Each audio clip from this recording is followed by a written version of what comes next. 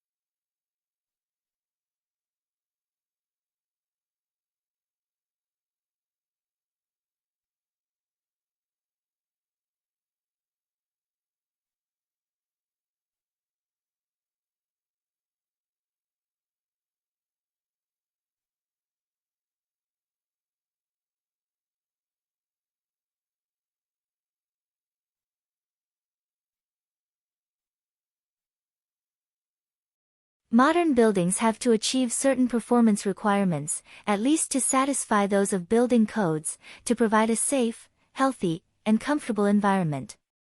However, these conditioned environments demand resources in energy and materials, which are both limited in supply, to build and operate.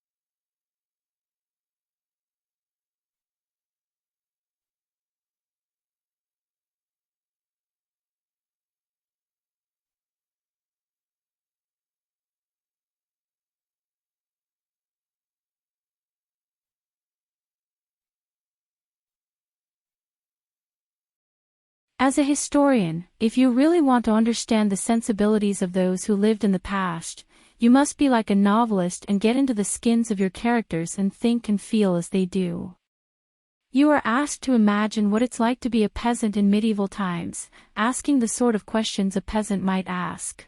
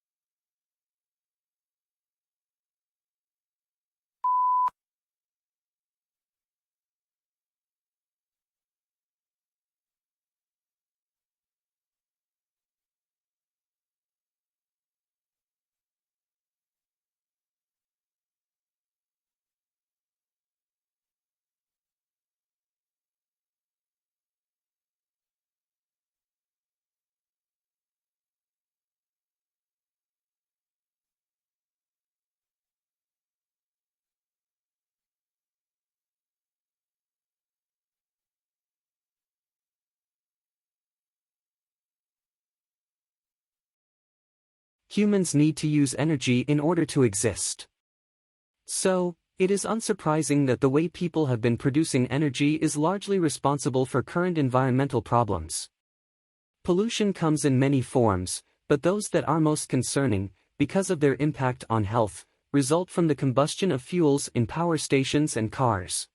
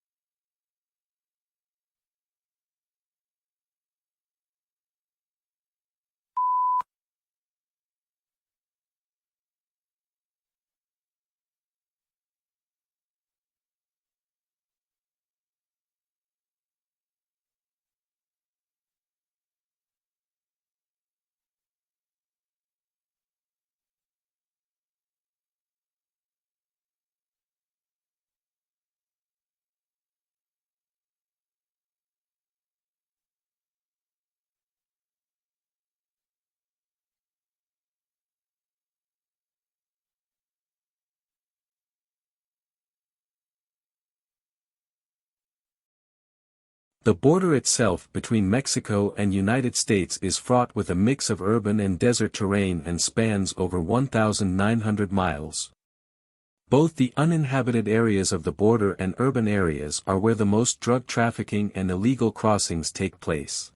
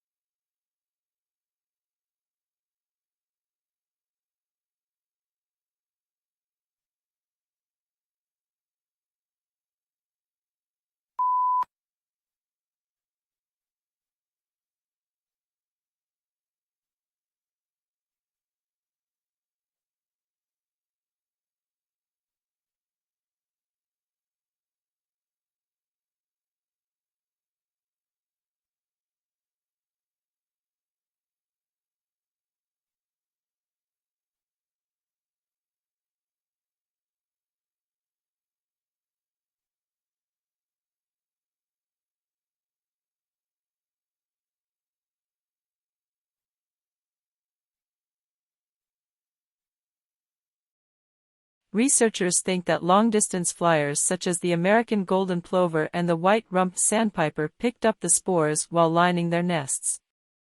Then when the birds arrive in new places they molt, leaving behind the feathers and their precious cargo to start growing again at the other end of the world.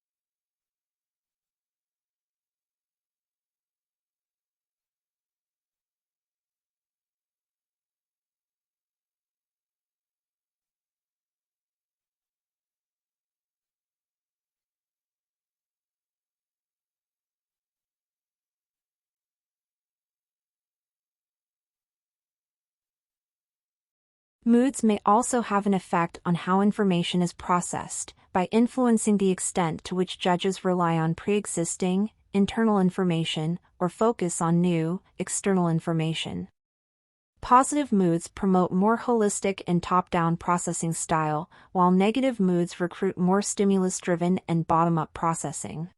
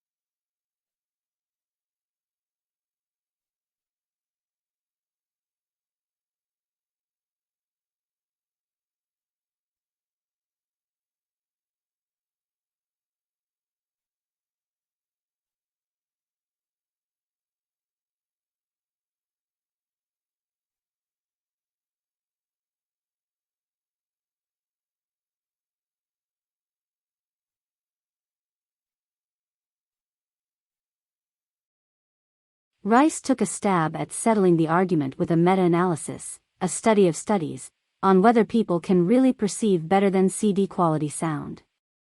He analyzed data from studies, including more than participants and nearly 13,000 listening tests. Overall, listeners picked out the better than CD quality track 52.3% of the time.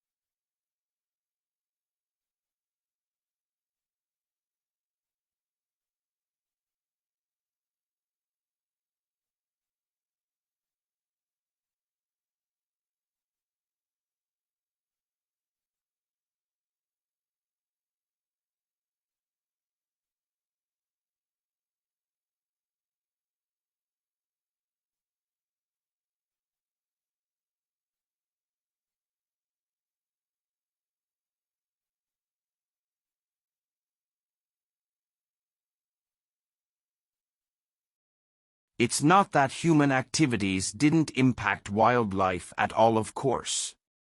Heavily hunted species, like white-tailed deer, gray squirrels, and raccoons, were photographed somewhat less often in hunted areas. Coyotes showed up more often in hunted areas.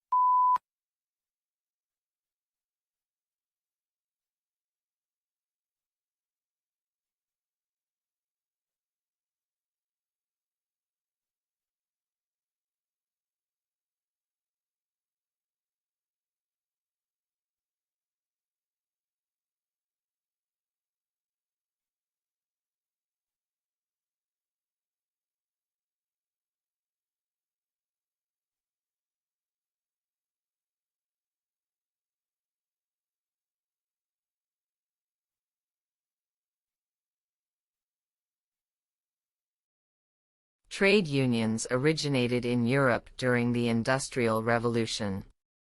Because of the machinery that had become commonplace, skilled labor became less in demand, so employers had nearly all of the bargaining power. Employers mistreated the workers and paid them too little for the work they did.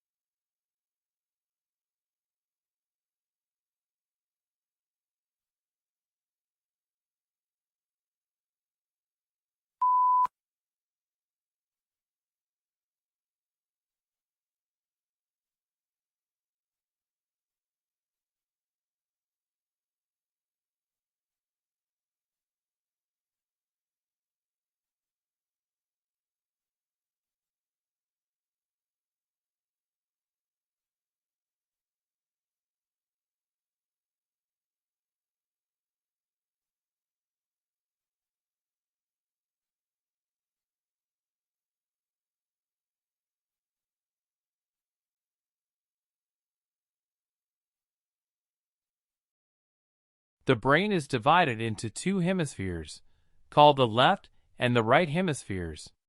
Each hemisphere provides a different set of functions, behaviors, and controls. The right hemisphere is often called the creative side of the brain, while the left hemisphere is the logical or analytic side of the brain.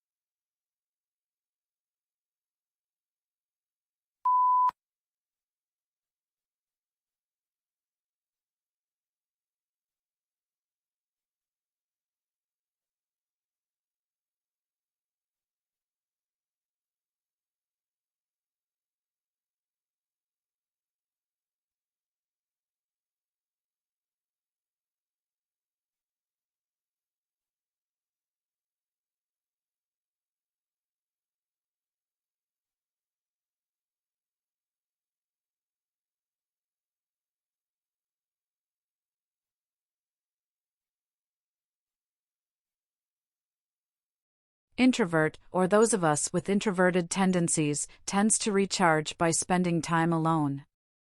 They lose energy from being around people for long periods of time, particularly large crowds. Extroverts, on the other hand, gain energy from other people. Extroverts find their energy is sapped when they spend too much time alone. They recharge by being social.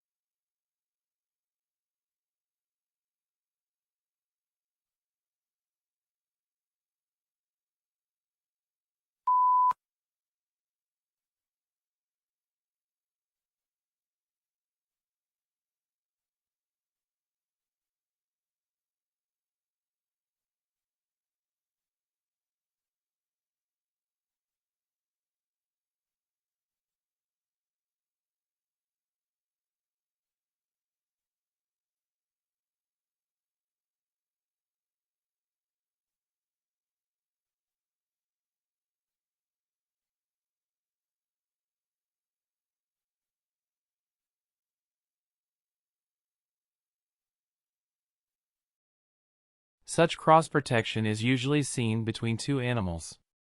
But Gore studies the same sort of mutualism in microbes.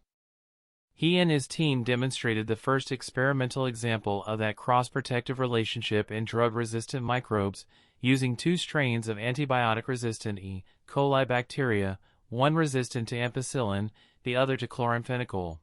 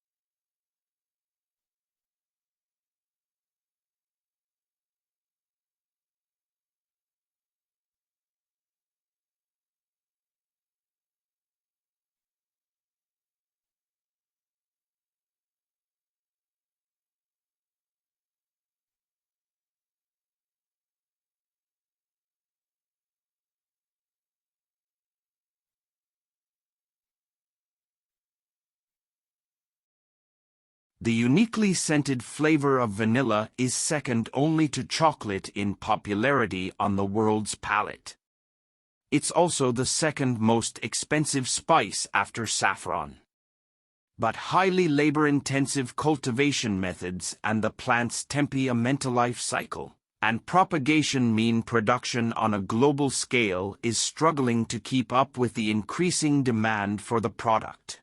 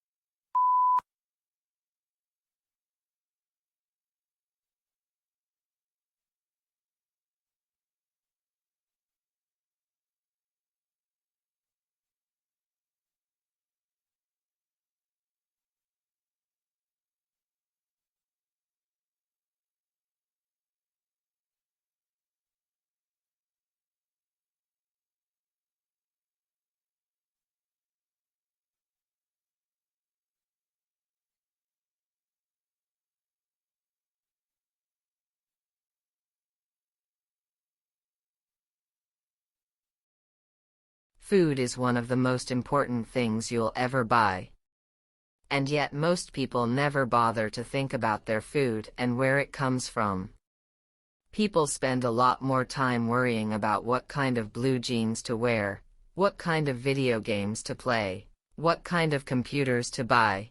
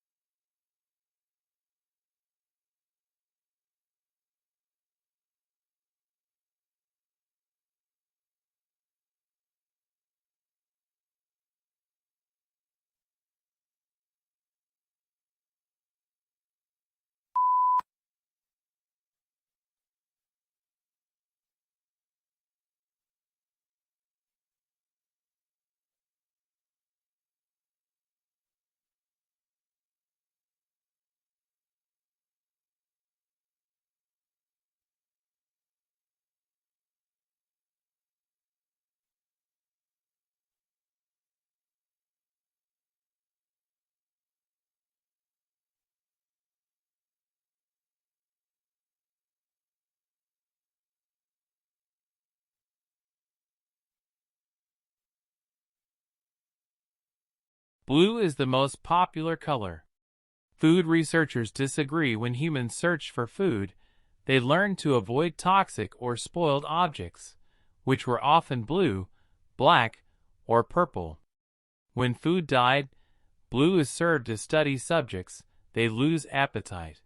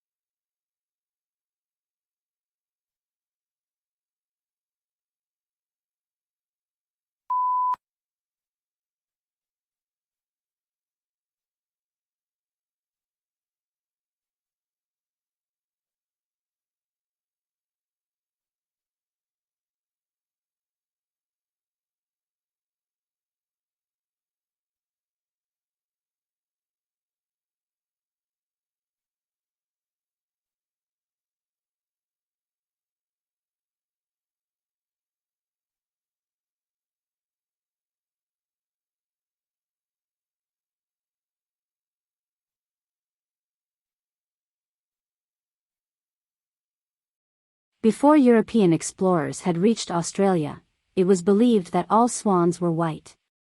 Dutch mariner Antoine Can was the first to be amazed at the sight of Australia's black swans on the Shark Bay in 1636.